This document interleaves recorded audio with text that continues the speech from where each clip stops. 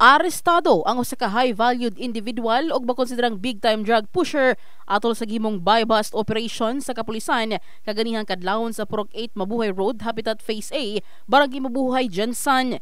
Giila ang dinakpan nga si Carl Binaliraw alias Payat, 41 anyos, usa ka negosyante og residente sa susamang barangay. Sumala pa ni Police Major Forrest kaninang naprisong suspect tungod sa illegal nga droga. He is a high-value target or high-value individual, and he was monitored for being involved in illegal drug trade in Barangay Mabuhay. So the operation, it has a connection with the drug operations that the PNP conducted sometime in August 2023 in Cleanan 5.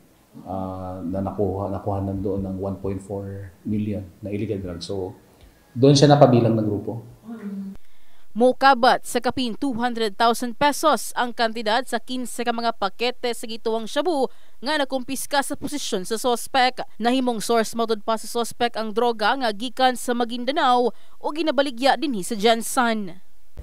Ang information na kukuha natin ay nagagaling pa nito mainly sa Maguindanao area, where if i-compare natin yung per grams, so dahil sa hindi natin pinagkakaila na bumalik talaga yung sigla ng illegal drugs sa Jansan, kung bibilhin mo ito sa Maguindanao, as per information that we received, 4.5 per grams.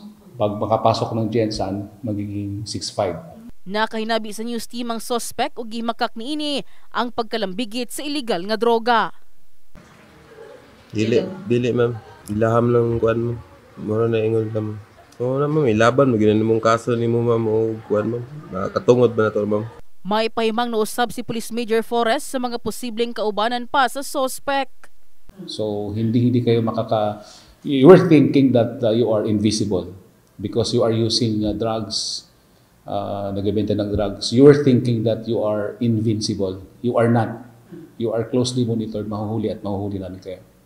Tungod niini, subling mag-atubang og kasong may kalabutan sa illegal nga droga ang suspect nga kasamtangang naka-kustodiya sa Mabuhay Police Station.